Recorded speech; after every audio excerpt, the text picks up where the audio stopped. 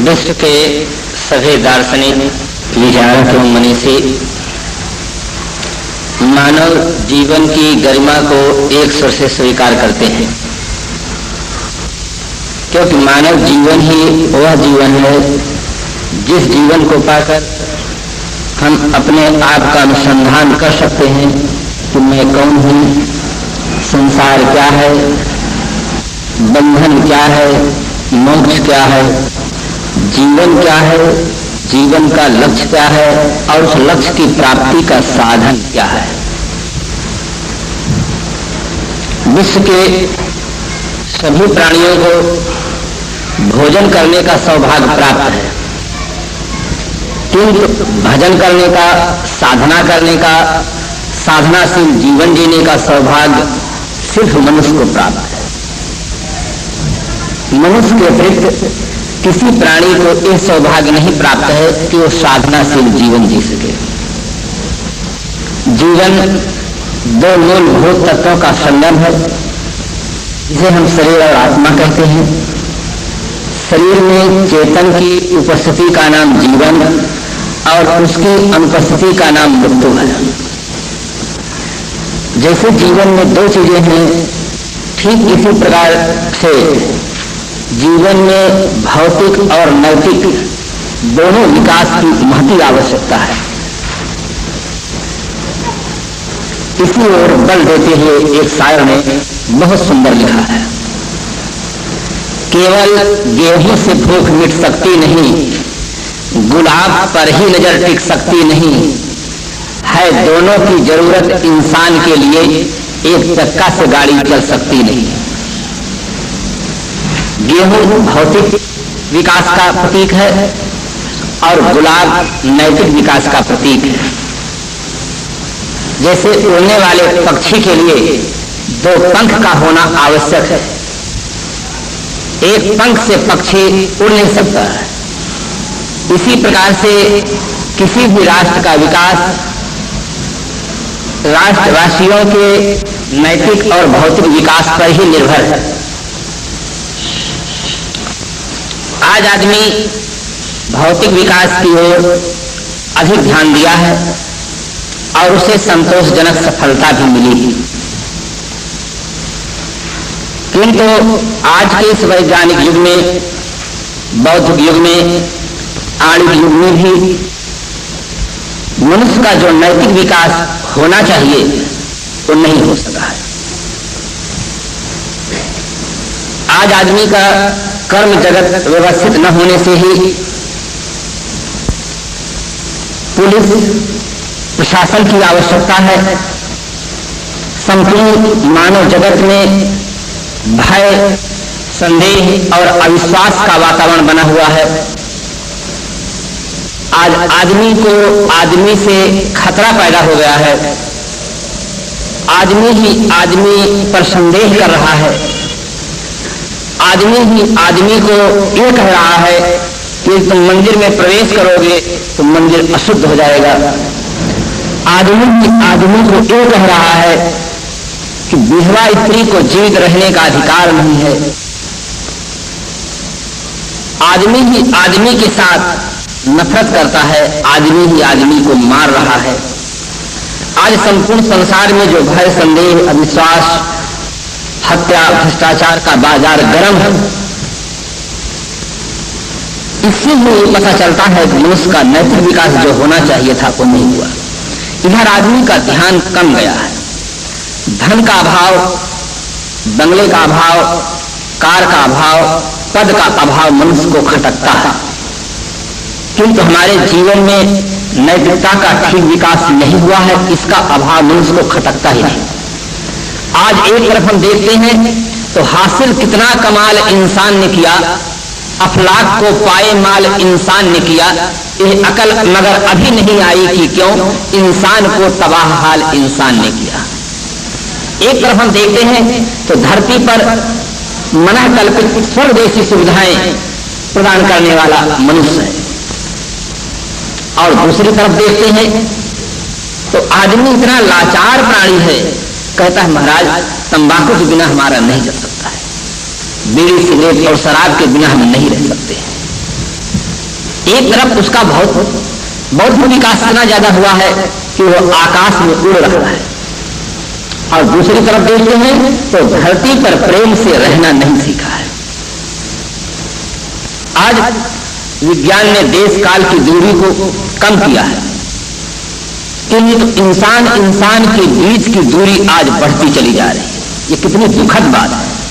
भौतिक विकास इतना ज्यादा हो गया है कि देश प्रांत की दूरी कम हो गई है।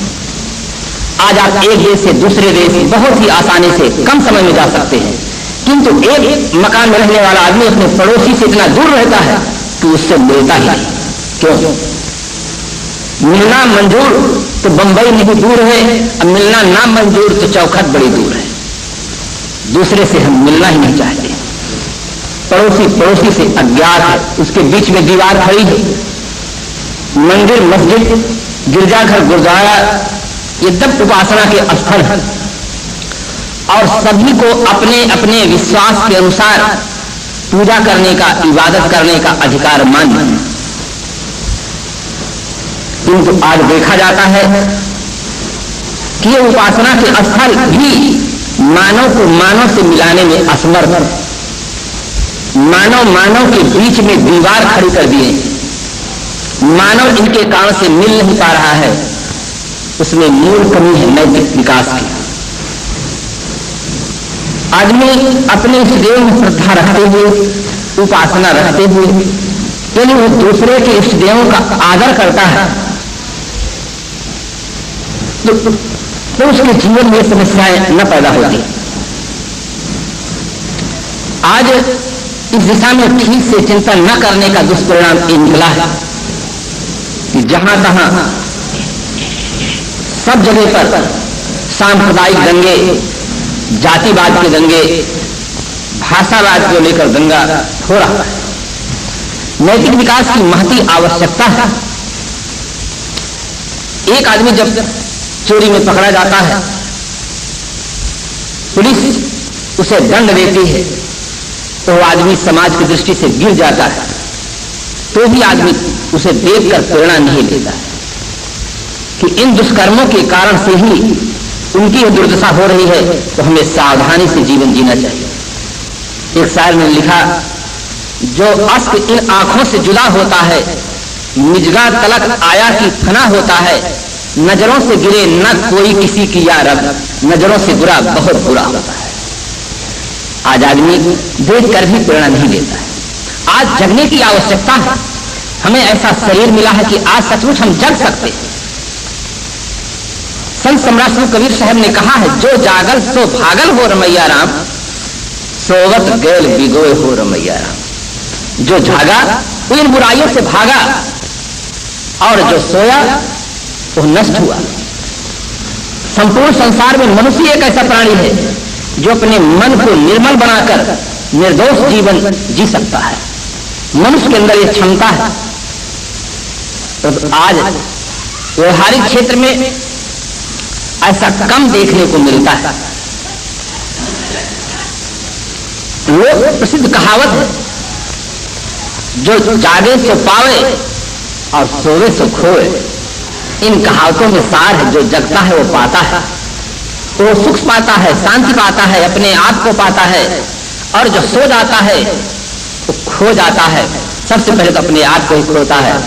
आप कह सकते हैं, महाराज हमें मानव जीवन मिला है, मानव जीवन सर्वतंत्र स्वतंत्र जीवन है, हम चाहे जागे और चाहे न जागे। बात तथ्यपूर्ण है, आप स्वतंत्र अवश्य हैं, तो आप याद रखें, यदि आप नहीं जगेंगे तो हानि किसकी होगी? दूसरे की नहीं, खुद की हानि होगी। और नहीं जगेंगे तो कैसा परिणाम उपस्थित होगा? जैसे एक सेठ जी का उदाहरण से स्मरण आता है, जो सेठ और पंडित दो के उदाहरण अधिक स्मरण है। तो सेठों के पास धन होता है और पंडितों के पास बुद्धि होती है। और किसी भी समाज के विकास के लिए धन और बुद्धि दोनों की महती आवश्यकता है। सेठ जी के पास गौशाला था, गर्मी का दिन था, दूध बहुत कम होता था, कुल 10 किलो दूध होता था। जो नौकर दूध निकालता था बहुत चालाक था, 2 किलो दूध अपने लिए निकाल लेता, 8 किलो दूध और 2 किलो पानी मिलाकर सेठ जी के यहाँ दे देता, 10 किलो पूरा कर देता। एक दिन सेठ जी देखे कि दूध बहुत पतला है, फिर हल्का सा विचार उत्पन्न हुआ कि गौ का दूध पतला होता ही, परंतु इतना पतला नहीं होता है। मस्तिष्क में संदेह हुआ। उन्होंने मुनीम से कहा, मुनीम जी आप गौशाला की ओर देख रेख रखें सुबह शाम। मुनीम जी सुबह होते ही गौशाला में उपस्थित हुए। नौकर दूध निकाल रहा था, मुनीम जी को आते हुए देखकर नमस्कार किया और मुनीम जी पूछते हैं, कहो हाल चाल क्या है? उसने कहा, हाल चाल बाबू ठीक ही है। कुल 10 किलो दूध होता है, जिसमें 2 किलो मैं अपने लिए निकाल लेता। आज आप आ गए हैं, आप बता दें आपके लिए कितना निकाल दूं। क्योंकि खड़ जाने खड़ही की भाषा, ताते उमा गुप्त कर रखा। एक कर्मचारी अपने पदाधिकारी के बात को, व्यवहार को भली भांति जानता रहता है। मुनीम जी ने कहा, तुम मुझसे निम्न श्रेणी के कर्मचारी हो और तुम अपने लिए 2 किलो निकालते हो, तो मेरे लिए कम से कम 1.5 तो करो, 3 करो, मेरे लिए 3 किलो निकाल दो। 3 किलो मुनीम जी के लिए निकाल दिया, 2 किलो अपने लिए, 5 किलो दूध और 5 किलो पानी मिलाकर सेठ जी के यहाँ भेज दिया। सेठ जी प्रतीक्षा में थे ही कि आज मुनीम जी गए हैं दूध अच्छा मिलेगा, और देखते हैं कि आज मुनीम जी गए तो दूध और गायब हो गया, आधा दूध आधा पानी। सेठ जी के मन में एक संदेह था, एक विश्वास था हल्का कि जो आदमी तनख्वाह कम पाता है वो ईमानदार नहीं होता है। सेठ जी ने सोचा कि हो सकता है ये दोनों व्यक्ति मिल गए हो, साठगांठ कर लिए, उसका परिणाम ये उपस्थित हुआ हो। उनके दिमाग में ये भ्रम था कि जो आदमी अधिक पैसा पाता है, अधिक धनवान होता है, वो आदमी ईमानदार होता है। ये केवल भ्रम है। वास्तव में जिस आदमी की विचारधारा परिष्कृत होती है, नैतिक स्तर ठीक होता है, वो आदमी ईमानदार होता है। जिसकी भावनाएं विकृत हो जाती हैं, मान्यताएं और धारणाएं विकृत होती हैं, वो आदमी ईमानदार नहीं होता है, चाहे निर्धन हो या धनवान। ईमानदारी धन पर और निर्धनता पर निर्भर नहीं है, वो आदमी के विचार पर निर्भर है, संस्कार पर निर्भर है, मान्यताओं और धारणाओं पर निर्भर है। सेठ जी तीसरे दिन मैनेजर साहब को आदेश देते हैं कि सुबह शाम आप गौशाला की ओर देख रेख रखें। तीसरे दिन मैनेजर साहब पहुंच जाते हैं। मुनीम जी बैठे हुए थे, नमस्कार हुआ आपस में। नौकर देखा कि आज मैनेजर साहब भी आ गए हैं, दूध निकाला और मैनेजर साहब को भी नमस्कार किया। मैनेजर साहब ने पूछा, कहो कुशल मंगल क्या है? उनका, बाबू कुशल मंगल ठीक ही है। कुल 10 किलो दूध इस समय होता है, जिसमें 2 किलो मैं अपने लिए निकाल लेता था।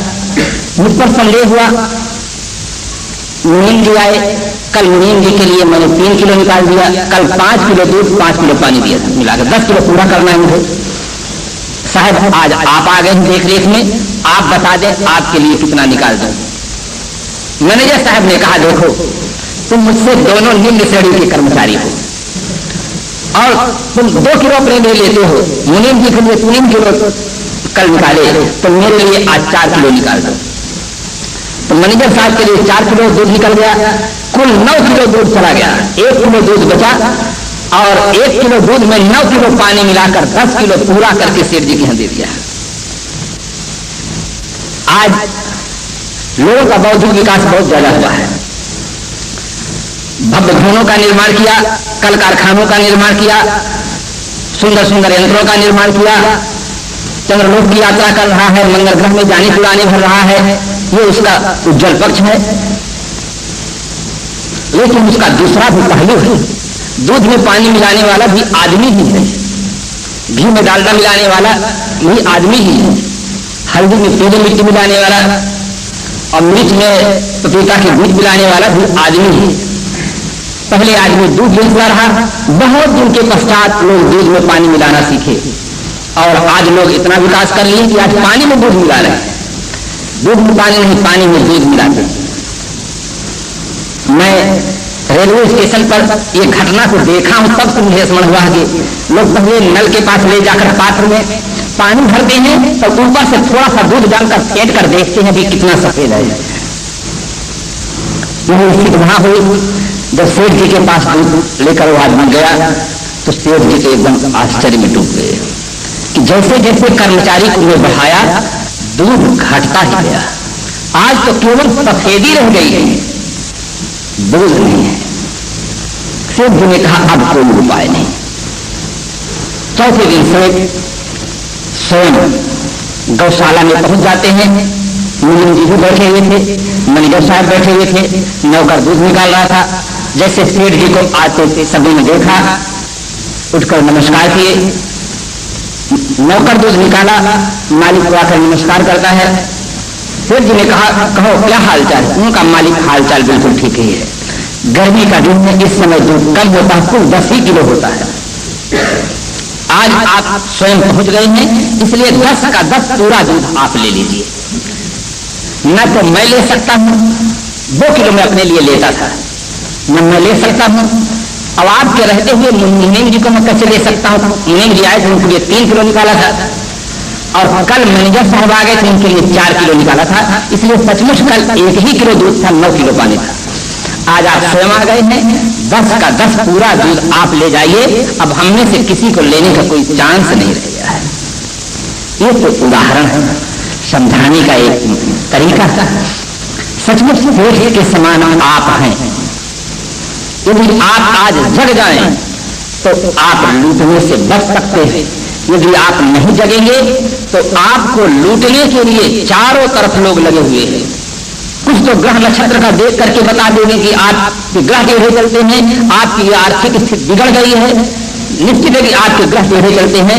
आप अगर शनि ग्रह लगा हुआ है, यदि आप शनि ग्रह को शांत करा दें तो आपकी आर्थिक स्थिति ठीक हो सकती है। और उनकी आर्थिक स्थिति ठीक हो जाना, पर ग्रह शांत कराने वाले की आर्थिक स्थिति जरूर ठीक हो जाती है।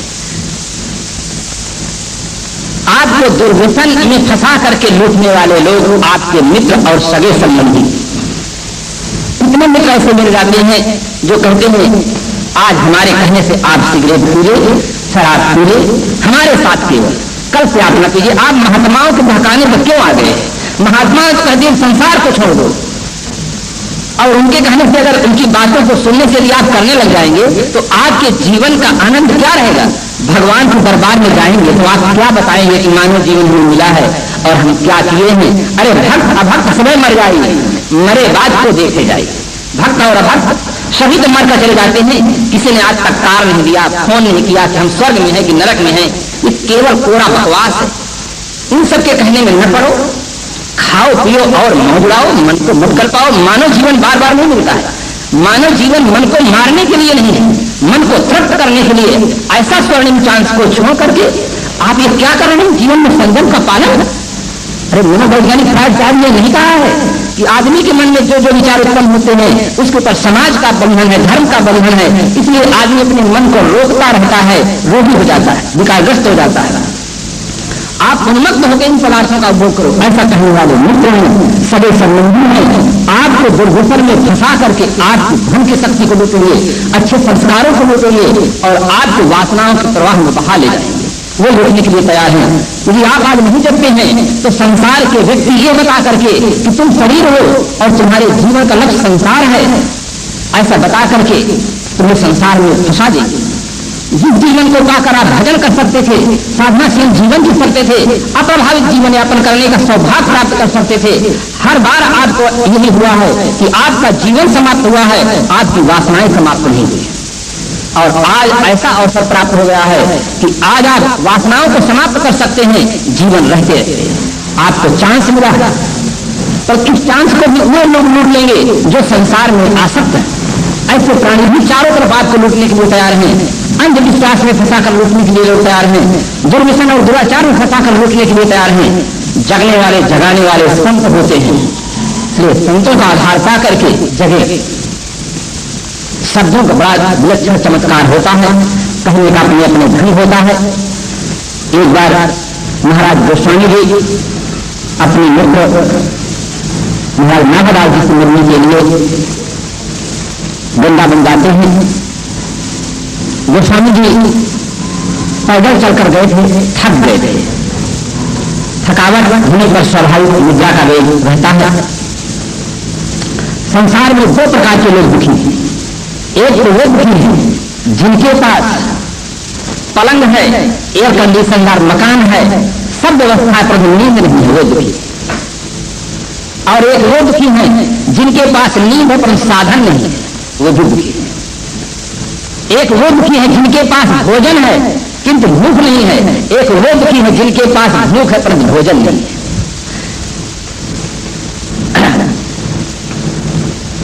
आ गई, महाराज गोस्वामी जी विश्राम करने लगे। महाराज नाभादास जी उस समय आश्रम में उपस्थित हुए थे, बाहर गए हुए थे। जब महाराज जी आते हैं, आश्रम वासियों से पूछते हैं कि यहाँ पर ये कौन लेते हैं, दिन के समय में कौन लेते हुए हैं? आश्रम वासी ने कहा ये आपको मिलने के लिए आए हैं महाराज गोस्वामी तुलसीदास जी हैं। संत होकर के दिन में सो रहे हैं और संत होकर के सोएंगे तो संसार को कौन जगाएगा? संसार तो वैसे ही सोने में लगा हुआ, जगाएगा कौन? जो खुद जगाने वाले हैं वो सो नहीं। इतनी निद्रा का वेग कम हो चुका था, कान के अंदर से आवाज पहुंच जाती है, कान सुनता नहीं और आंख देखती नहीं। आपको कुछ आश्चर्य न लगे, फोन से बोलने वाला और फोन से सुनने वाला फोन से अलग रहता है। न फोन बोलता है और न फोन सुनता है। फोन बोलने और सुनने का साधन मात्र है, कान सुनने का साधन मात्र है, आंख देखने का साधन मात्र है। कान से सुनने वाला कान से अलग है, आंख से देखने वाला आंख से अलग है। सुनने वाला अंदर विद्यमान था, इसलिए कान के माध्यम से शब्द पहुंच गए। महाराज गोस्वामी जी जग जाते हैं और जग करके नमस्कार करते हैं।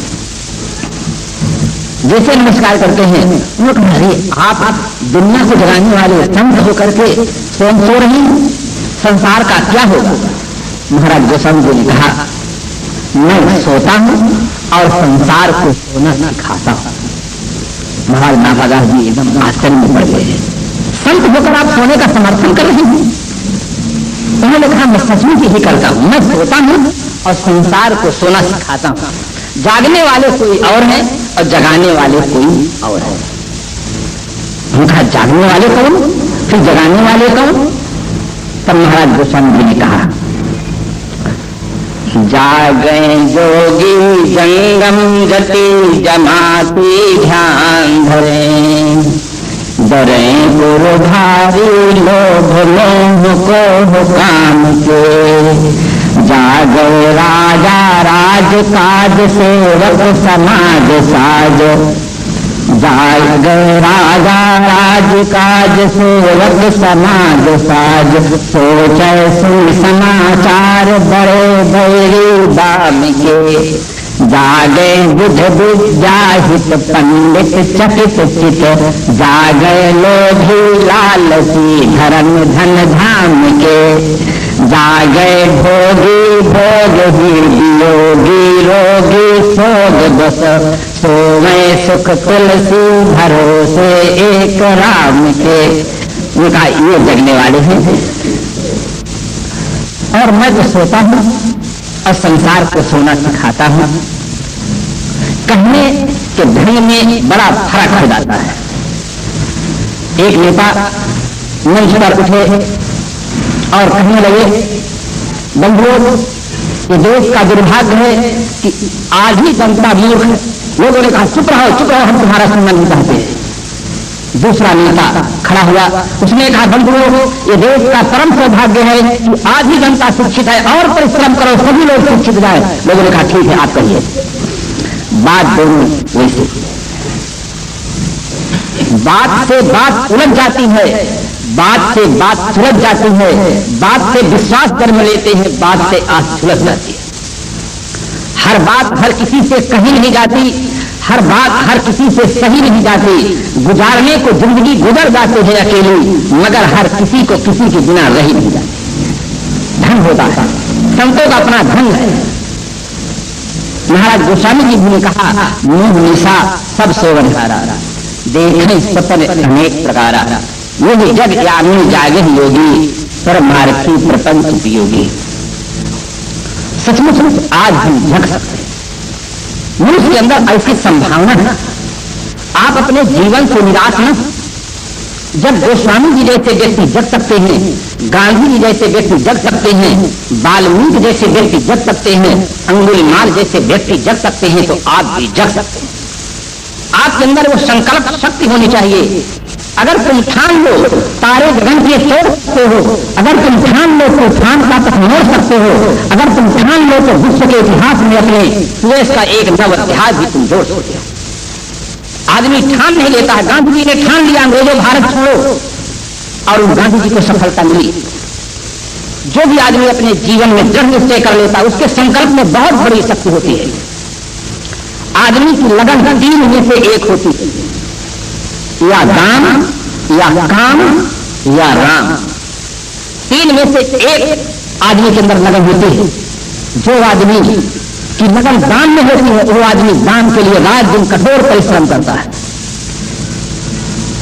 एक सेठ जी का सुनाता है।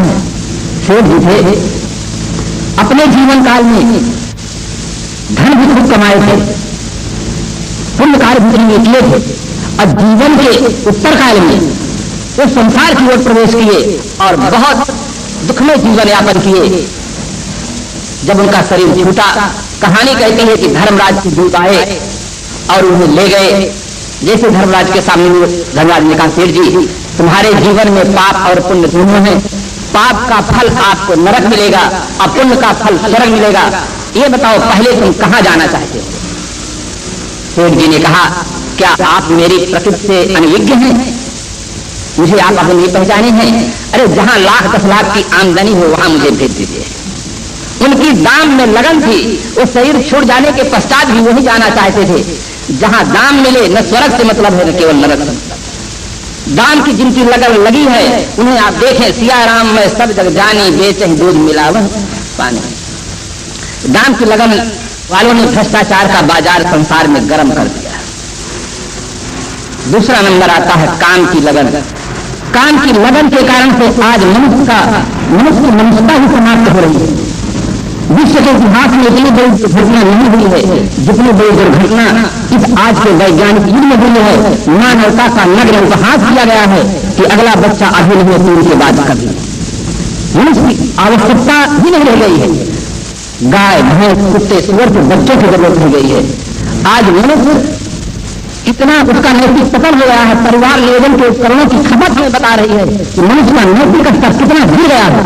छोटे छोटे बच्चे सिनेमा के गीत गाते हैं, बोल रहा था बोल संगम होगा कि नहीं, जानते कुछ नहीं है। वो संस्कार उनके दिमाग में भर गया है, वो रूप का चस्का भर गया है। आदमी की इस लगन ने संसार को एकदम नरक बना। कोई अपने आराध्य देव को ही मानता है तो जाकर के विधिवत मंदिर में पूजा करती है और उन पर और अगाध श्रद्धा उसकी हो जाती है। उसके दिन बहुत अच्छे ढंग से व्यतीत होने लगे। बहुत मन में खुशी है कि मेरी भक्ति, मेरी आराधना सफल हो गई। किंतु कोई कुछ नहीं जानता है कि भविष्य क्या होता है। घड़ी देखते हर घड़ी, घड़ी न जाना कोई, घड़ी देख को कह सका कौन घड़ी क्या हो। कौन घड़ी क्या हो, घड़ी की चाल गिरानी, दुनिया ने सब जान लिया पर घड़ी न जानी। आज का आदमी सब जान लिया है पर घड़ी नहीं जानता है कि कौन घड़ी में घड़ी पता कैसी आ जाए। महाराज श्री राम के लिए सायंकाल संदेश मिला, शुभ संदेश कि कल आपको युवराज बनाया जाएगा। पूरी अयोध्या नगरी सजाई जा रही है। भगवान राम व्रत लेकर के वो भी तपश्चर्या में लगे हुए हैं और प्रातः होते होते समाचार मिल गया 14 वर्ष के लिए वनवास। कोई कुछ नहीं जान पाया। तो इस प्रकार से तो देवी के पति सरकारी दौरा पर गए थे, अपनी खुद की गाड़ी थी, सरकारी गाड़ी।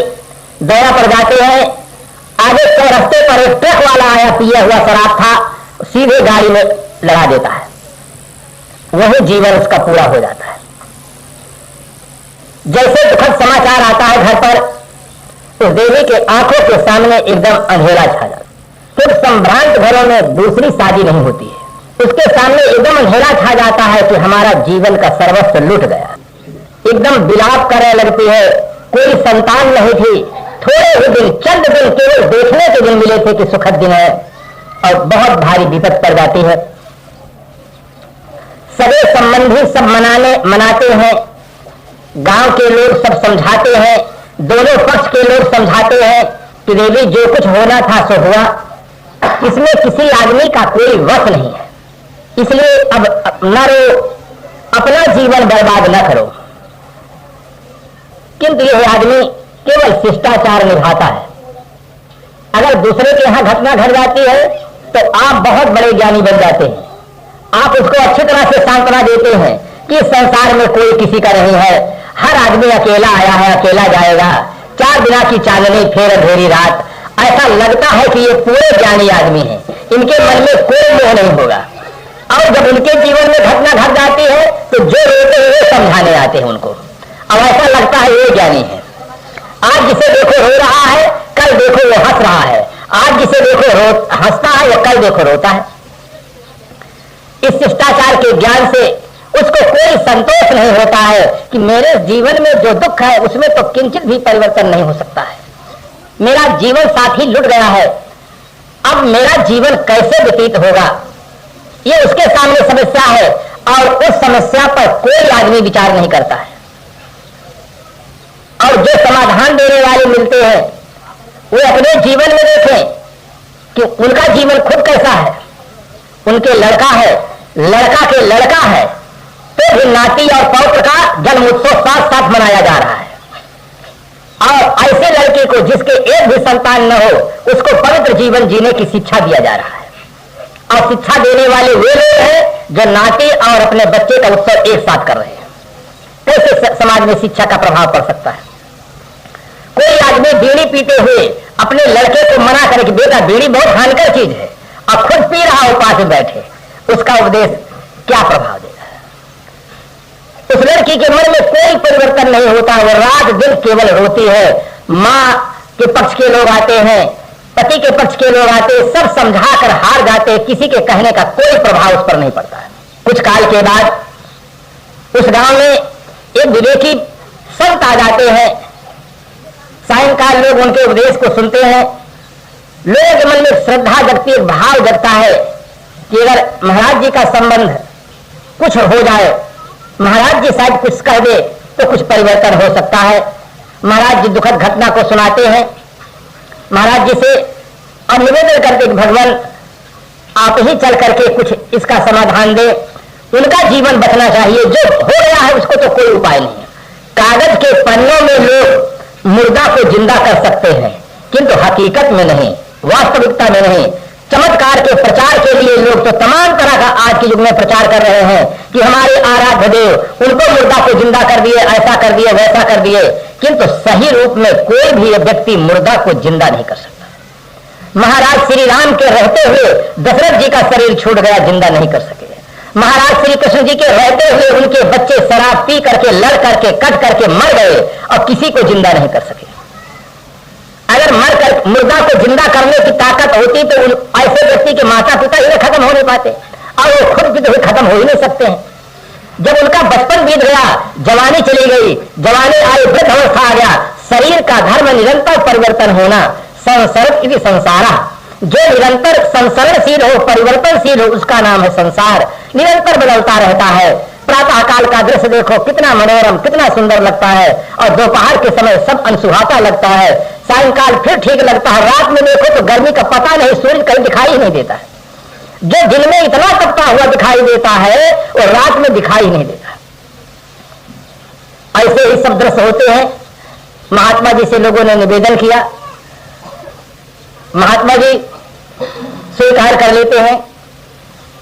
उधर उस लड़की के घर भी समाचार देते हैं कि एक संत आ रहे हैं। जैसे संत सज्जनों के साथ में जाते हैं और वह देवी आती है, अंदर से महाराज जी को हाथ जोड़ती है, मुख से शब्द नहीं निकल पाते हैं, एकदम अश्रुधारा फूट पड़ती है, एकदम रोने लग जाती है। बंधुओं, जब किसी आदमी के जीवन में इतना दुख आ जाता है कि आदमी वाणी से नहीं व्यक्त कर सकता है, तब वो आंख से व्यक्त करने लग जाता है। एक कवि ने बड़े सुंदर ढंग से कहा, आंसुओं चुपचाप आंखों से निकल क्यों बह चले, सच बता दो आज इतने बन गए क्यों मन चले। आदमी के पास जब अधिक दुख होता है, मुख से नहीं कह पाता है तो आंख बोलने लग जाती है, आदमी रोकर अपने दुख को व्यक्त करता है। जैसे वह देवी रोने लगती है, उसके करुण क्रंदन को सुन करके महाराज जी का दिल करुणा से भर जाता है। महाराज जी कहते, बेटी क्यों रोती हो, क्या कारण है? जानते तो थे, उन्हें लोगों ने बताया था, किंतु बात करने का कोई माध्यम चाहिए। महात्मा जी जानते हुए पूछते कि देवी क्यों रोती? और देवी शिक्षित थी, पढ़ी लिखी थी। देखिए, पढ़े लिखे व्यक्ति के पास वास्तव में जहां विद्या होती है, उसके बोलने का ढंग, सोचने का ढंग कुछ और होता है। कितने अच्छे ढंग से वो उत्तर देती है, भगवान मेरे घर का तो दीपक ही बुझ गया है। क्यों रोती है? उसमें उत्तर देती है कि मेरे घर का दीपक बुझ गया है।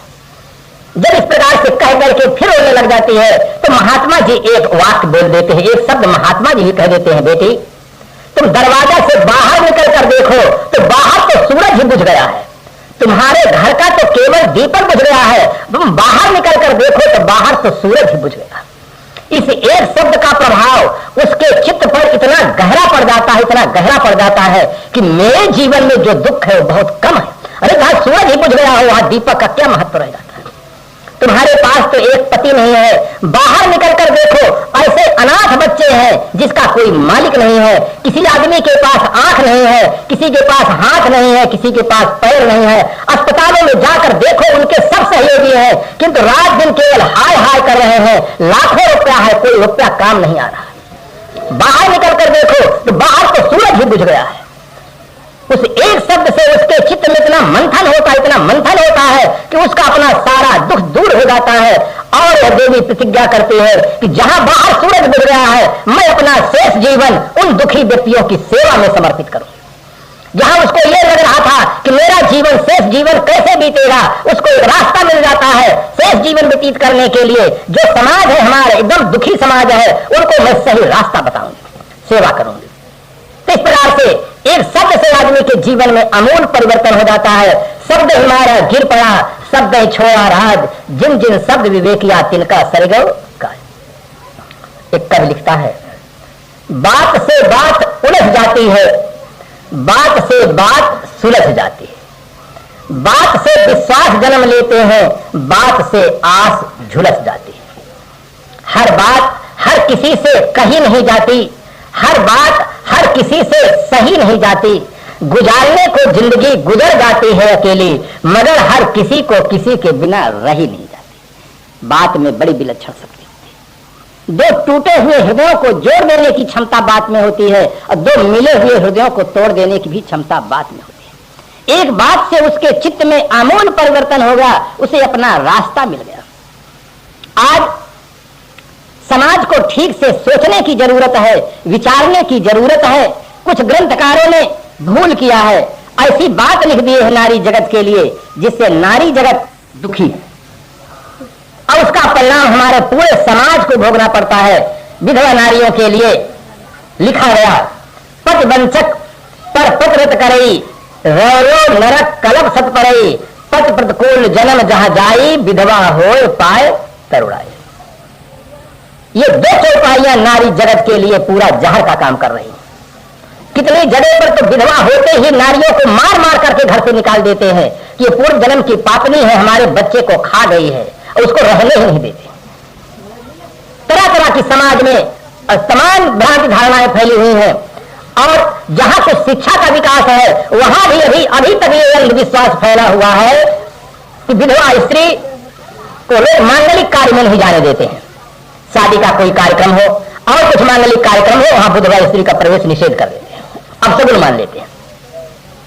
इन्हीं चौपाइयों का जहर उनके अंदर भरा हुआ है।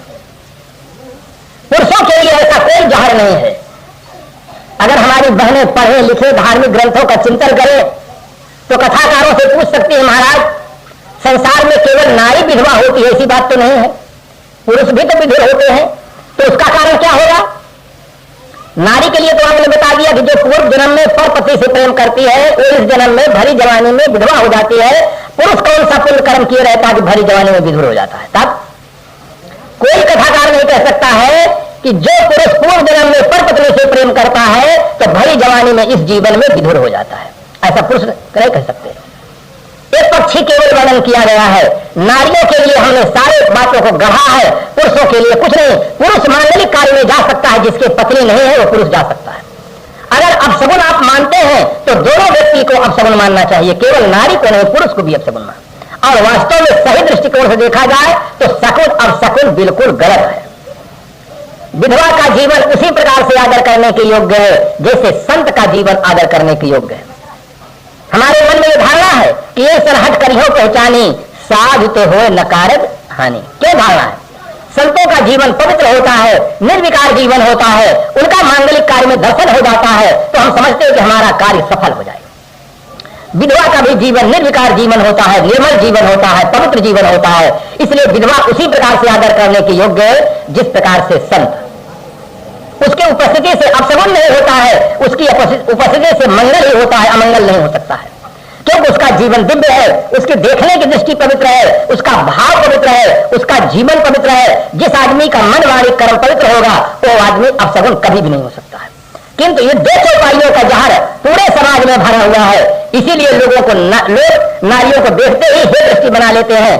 अरे विधवा स्त्री पानी भरने के लिए जाती है, घड़ा लिए हुए है और कोई व्यक्ति सामने आ जाता है तो भीतर भीतर बहुत दुखी हो जाता है। उसके दिमाग में कुछ संस्कार भरे हुए हैं कि एक विधवा है, दूसरा खाली घड़ा है, बहुत बड़ा अपशगुन है, अब तो हमारा काम बनने वाला ही नहीं। ये आदमी के अंदर जैसे आदमी के अंदर संस्कार दिए जाते हैं उसी प्रकार से उसके अंदर भाव उत्पन्न होता है। अगर ये संस्कार दिए जाए तो विधवा स्त्री आदरणीय है, सम्माननीय है और उसका जीवन निर्मल होता है, उसके उपस्थिति से कोई अमंगल नहीं हो सकता है, तो हर समाज में जो खराब कुरीतियां हैं ये समाप्त हो सकती हैं। और विधवा देवियों को बल मिलेगा पवित्र जीवन जीने में, और उसके लिए आदर्श की आवश्यकता होती है, सहयोग की आवश्यकता होती है। अच्छा से अच्छा साहित्य दिया जाए, उनको व्यवहारिक जगत में सुविधा दिया जाए, उनके लिए उसी प्रकार से अनुकूल वातावरण दिया जाए जिससे उनके मानसिक स्थिति निर्मल रहे। ये मानसिक स्थिति का कारण है, दूसरा कोई कारण नहीं है। आप प्रतिदिन व्यवहार में देखते हैं, एक आदमी है दिन भर मजदूरी करता है, 30, 40, 50 रुपया पाता है, तो भी वो बीड़ी पीता है, सिगरेट पीता है, बोतल पीता है। और एक आदमी उसी के पास में है जिसके यहाँ वो काम करता है, लखपति आदमी है, करोड़पति आदमी है, वो कोई नशा नहीं करता है, कुछ छूता ही नहीं है। इसका कारण क्या? जिसके पास बहुत विपुल संपत्ति है वो छूता ही नहीं है, और जिसके पास संपत्ति नहीं है वो उधार लेकर के भी पीता है। इसका कारण केवल मानसिक कारण है, भौतिक कारण नहीं है। एक की मानसिक स्थिति दिव्य है और एक की मानसिक स्थिति मलिन है। इसलिए मानसिक स्थिति हमारी अच्छी हो, इसके लिए सत्संग आवश्यक है। आर्थिक स्थिति अच्छी हो, इसके लिए कृषि व्यापार आप सर्विस करते हैं, इससे आपकी आर्थिक स्थिति अच्छी होती है। किंतु आप सत्संग नहीं करेंगे, सब ग्रंथों को नहीं पढ़ेंगे तो आपकी मानसिक स्थिति नहीं अच्छी हो सकती है। यही कारण है कि आज हम सरकारी कर्मचारियों को देखते हैं, ऑफिसरों को देखते हैं, मिनिस्टरों को देखते हैं, उनकी आर्थिक स्थिति अच्छी है, शारीरिक स्थिति अच्छी है, किंतु उनकी मानसिक स्थिति अच्छी नहीं है, क्योंकि वो सत्संग से दूर है। इसीलिए वो खाते हैं किंतु गलत खाते हैं, पीते हैं तो गलत पीते हैं, करते हैं तो लाखों करोड़ों नहीं अरबों रुपये घोटाला करते हैं, क्योंकि उनकी मानसिक स्थिति अच्छी नहीं। जिस आदमी की मानसिक स्थिति अच्छी नहीं होती है वही आदमी दुर्व्यसन करता है, वही आदमी अंधविश्वास का शिकार होता है, वही आदमी बलात्कार करता है, वही आदमी अपहरण करता है, वही आदमी आतंकवादी बन जाता है, वही आदमी मिलावटबाजी करता है, जिसकी मानसिक स्थिति अच्छी नहीं है। अगर आदमी की मानसिक स्थिति अच्छी हो जाए तो हर आदमी अच्छा आदमी बन सकता है, राष्ट्र के लिए वरदान हो सकता है। अगर उसकी मानसिक स्थिति अच्छी न रही तो कोई भी आदमी और हो सकता है, धनवान हो सकता है, पहलवान हो सकता है, और कुछ हो सकता है, किंतु चरित्रवान नहीं हो सकता है। चाहे जिस मंत्र का पढ़ने वाला हो, चाहे जिस प्रकार का कपड़ा पहनने वाला हो, चाहे जिस प्रकार की भाषा बोलने वाला हो, अगर उसकी मानसिक स्थिति अच्छी नहीं होगी तो आदमी चरित्रवान नहीं हो सकता। इसलिए अपने मानसिक स्थिति को ठीक बनाने के लिए हर आदमी के लिए सत्संग ये सबसे सबल साधन है। महाराज गोस्वामी जी ने लिखा, मत कीरत गद भोग भलाई, जब जय जतन जहां दे पाई, सो जानब सत्संग प्रभाव, लोकहु वेद न आन उपाऊ। लोक और वेद में भी इसका कहीं अलग दूसरा उपाय नहीं है। सबसे सबल माध्यम सत्संग है। सत्संग से अगर एक शब्द भी अगर हमारे हृदय को छू जाता है तो हमारे जीवन की दिशा बदल जाती है। इसलिए बड़े ही श्रद्धा और भाव के साथ हर व्यक्ति को सत्संग में आना चाहिए और समय निकाल करके सद ग्रंथों को पढ़ना चाहिए। जो आज हम देखते हैं कि शारीरिक भूख शांत करने के लिए आदमी 3 बार प्रयोग करता है, कितने आदमी तो 5-7 बार खाते हैं। 3 बार तो करीब करीब सब लोग लेते हैं। प्रातःकाल जलपान, दोपहर का भोजन और रात्रिकालीन भोजन। संपन्न घरानों में बीच में प्राइवेट रहता है, कुछ ना कुछ लेते रहते हैं, चाय लेते हैं, फल लेते हैं, कुछ लेते हैं, उनका शरीर ठीक रहता है किंतु बुद्धि कुछ खुराक नहीं पाती है। शरीर की खुराक आप 3 बार देते हैं, अब बुद्धि की खुराक 24 घंटा में 1 बार भी आप नहीं देते हैं, तो शरीर तो आपका मजबूत हो जाता है किंतु बुद्धि कमजोर रहती है, वो खुराक ही नहीं पाती है, वो कमजोर हो जाती है। अब ऐसे लोग ही कहते हैं कि महाराज दम टूट सकता है पर बोतल नहीं छूट सकता है, क्योंकि बुद्धि उनके पास कुछ खुराक ही नहीं है, बिल्कुल लाचार है। वो कहते हैं महाराज खाने के बिना चल सकता है किंतु बीड़ी और बोतल के बिना तो नहीं चल सकता महाराज, इसके बिना हम रह नहीं सकते, इसके बिना हम जी नहीं सकते हैं। ऐसे कहने वाले लोगों की बुद्धि एकदम कमजोर हो गई है, चाहे वो शरीर से जितने मोटे हों किंतु बुद्धि उनके पास कमजोर है। अगर बुद्धि बलवान होती, जब आदमी अपने पर आ जाता है तो इस जिस शरीर में बैठा है इस शरीर को कुछ नहीं समझता है, इस शरीर को जहर खा के छोड़ देता है, मिट्टी केरोसिन डाल करके आग लगा देता है, करंट पकड़ लेता है, फांसी पर लटक जाता है। जब आदमी अपने पर आ जाता है, इस शरीर को छोड़ देता है, तो बीड़ी और बोतल नहीं छोड़ सकता है। और ये तो बिल्कुल सामान्य बात है, जब आदमी शरीर छोड़ सकता है तो नशा नहीं छोड़ सकता है, गलत आदमी नहीं छोड़ सकता है किंतु उसके पास वो पावर नहीं, वो शक्ति नहीं है। अगर वो शक्ति, अगर उसकी बुद्धि को खुराक मिल जाए तो जो आदमी कहता है कि हम बिना बीड़ी के नहीं रह सकते हैं, बिना बोतल के नहीं रह सकते हैं, वो जीवन भर के लिए छोड़ सकता है और उसको पावर मिल जाए। महाराज गोस्वामी जी का जीवन आप लोगों को परिचित है। एक दिन भी पत्नी के बिना नहीं रह पाते थे। पहले दिन ही पत्नी से अपने माँ पिता के घर जाती है, रात में ही पहुंच जाते हैं, उसी दिन पहुंच जाते हैं। और ऐसी स्थिति में उनकी पत्नी उनके प्रेम का स्वागत नहीं करती है, उसके मन में खेद होता है और कह बैठती है, लाज न लागत आपको, दौड़े आए साथ, धीरे धीरे ऐसे प्रेम को कहा कहो मैं नाथ, अस्त चरम में देहम ताने देसी प्रीत, ऐसी जो रघुनाथ मां हो तो भोभीत। हे नाथ, मैं आज ही आई हूं, आप ऐसे समय पर आ गए हैं। अगर इस समय मेरी मां, मेरी बहन, मेरा भाई, कोई सदस्य घर का जग जाए तो हमें और आपको लोग क्या कहेंगे। धीरे धीरे ऐसे प्रेम को कहा कहो मैं नाथ, हे नाथ, ऐसे प्रेम को धिक्कार है और मैं क्या कहूं। और पति महोदय सोचे कि अभी भी कुछ बाकी है, तो उस बाकी की पूर्ति तो नहीं हो सकती है। उसने कहा कि जितने मेरे हाड़ मांस और चांद के शरीर में प्रेम है, अगर इतना प्रेम ही आपका भगवान राम में होता तो आपका उद्धार हो जाता। इतने शब्द सुनते ही उसके गोस्वामी जी के जीवन में एक दिशा मिल जाती है और गोस्वामी जी उठकर खड़े होते हैं और उसी समय से चल देते हैं। जीवन भर के लिए गोस्वामी जी एक आदर्श व्यक्ति बन जाते हैं। रत्नावली ने बड़ा साहस किया था। मैं तो कहता हूं कि हमारे देश की नारियां अगर रत्नावली बन जाए तो परिवार नियोजन कुछ न कराना पड़े, देश रहेगा। जो माँ की गोदी में बच्चा पलता है, बच्चा खड़ा नहीं हो पाता है। मधुमंगल में संत समाज, धर्मानुरागी बंधु, श्रद्धालु देवी और माताओं, एकता से राष्ट्र का निर्माण होता है, प्रेम से देश का कल्याण होता है। स्नेह का दीप जलाओ आज घर घर में, प्रेम ही आजादी का पैगाम होता है। भारतवर्ष में अनेक ऋषि मुनि, महर्षि, विचारक, दार्शनिक मनीषी हुए हैं। उन सबके बीच संत सम्राट रुद्रदेव साहब का विवाह हुआ। उत्तर प्रदेश की प्रसिद्ध नगरी काशी में आप धर्म क्षेत्र के महान वैज्ञानिक संत हुए। उनकी निर्णयवादी आज विज्ञान से टकराती नहीं है। कुछ लोग आज कह रहे हैं कि विज्ञान धर्म का खंडन कर रहा है, किंतु विज्ञान धर्म का खंडन नहीं कर रहा है, धर्म में आए हुए अंधविश्वास का खंडन कर रहा है। धर्म का कभी भी कोई व्यक्ति खंडन नहीं कर सकता। पदार्थ के स्वभाव का नाम धर्म है। अब ये एक पदार्थ है, उसका स्वभाव है उष्णता प्रदान करना, प्रकाश देना, तब व्यक्ति इसका खंडन कर सकता है। आग जहां होगी गर्म होगी, हिमालय में होगी तो भी गर्म होगी। हिंदू, मुसलमान, ईसाई, पारसी, जैन, बौद्ध, चाहे जिसके घर में होगी, आग गर्म ही होगी। इसी प्रकार से जो धर्म है उसका कभी कोई व्यक्ति खंडन नहीं कर सकता। जो सत्य है वो सबके लिए सत्य है। 2 × 2 = 4 होता है। न 5 होता है न 3 होता है। भारत में नहीं, दुनिया के किसी देश में जाकर आप गणित पढ़ेंगे तो 2 × 2 = 4 ही पढ़ाया जाएगा, कहीं 5 और 3 ही पढ़ाया जाता है। पूरे विश्व में पदार्थ का नियम एक है, गणित का नियम एक है, प्रकृति का नियम एक है, तो पूरे विश्व में धर्म का नियम भी एक है। कुदरत का कानून है, सब पर लागू हो, विकृत मन दुखिया रहे, निर्मल सुखिया हो। चाहे व्यक्ति जिस संप्रदाय का मानने वाला हो, चाहे जो भाषा बोलने वाला हो, चाहे जिस रंग रूप का रहने वाला हो, अगर उसका मन विकृत है तो वो आदमी दुखी होगा, और उसका मन निर्मल है तो वो आदमी सुखी होगा। इसलिए धर्म भी उस सबके लिए धर्म है। धर्म और संप्रदाय ये दोनों 2 चीजें हैं। संप्रदाय तो सबके लिए आवश्यक नहीं है, किंतु धर्म सबके लिए आवश्यक है, और जो सबके लिए आवश्यक न हो उसे समझना चाहिए कि ये धर्म नहीं है, ये कोई संप्रदाय है, मजहब है।